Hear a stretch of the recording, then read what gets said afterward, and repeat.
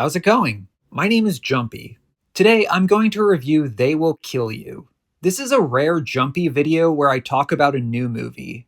When I'm uploading this, it's only been 7 weeks since They Will Kill You was released in the US.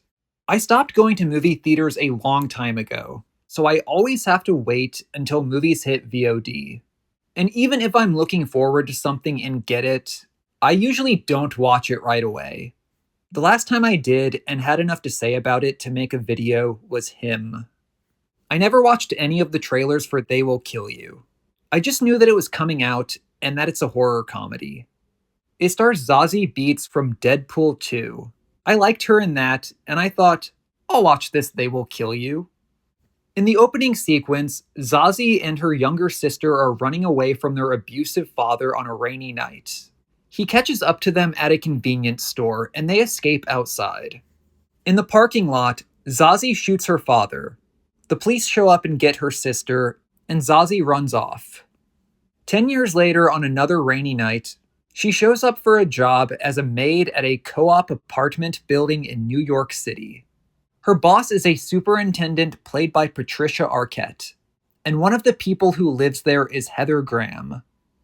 Patricia Arquette shows Zazie to her room, and Patricia's husband was inside. Zazie puts her things away and takes a shower, and the steam exposes the hidden message words, "They will kill you," on her mirror, which is a pointed phrase that reminds me of You're Next. When she gets out of the shower, the words aren't readable anymore, and she wipes off the mirror to look at herself in it. That's what you get for not writing your message in blood, like in You're Next. It'll go unnoticed. We know from the full poster that she has a sword, and it's not long before she gets to use it. The violence is very over the top and bloody. Think Kill Bill and the movies that inspired it, like Lone Wolf and Cub and Lady Snowblood. That's snow in the background, but it looks like she's in space on this poster, so that's the one I'm using. And I was really on board with They Will Kill You, but I quickly felt like there's no way it could sustain an entire movie the way it was going. And then, about 25 to 30 minutes into the movie, there's a reveal that changes things pretty drastically, and it's fucking great and carries it through the rest of the movie.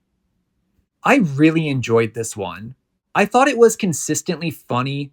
It's silly in a way that works for me.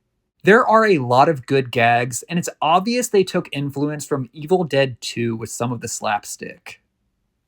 I love the camera work. There are a lot of dramatic zooms and movements.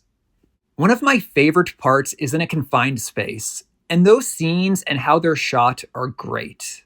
The movie also has a few genuinely emotional moments that worked a lot better than I was expecting, considering how ridiculous the movie is. There are a few parts that are a little creepy, but nothing that'll stick with you too much. And that's fine, since it leans more into the comedy and action rather than trying to scare you with its horror. Some of the digital effects aren't the best, but that's also fine, and it never took me out of the movie. I don't have any big complaints. I think they accomplished exactly what they wanted, and it's very entertaining. The movie is stylish, and it's only 90 minutes long, and it flies by. I recommend it if you want a silly, violent, fun time. I'm giving it a 9 out of 10. Thanks for watching, and take care.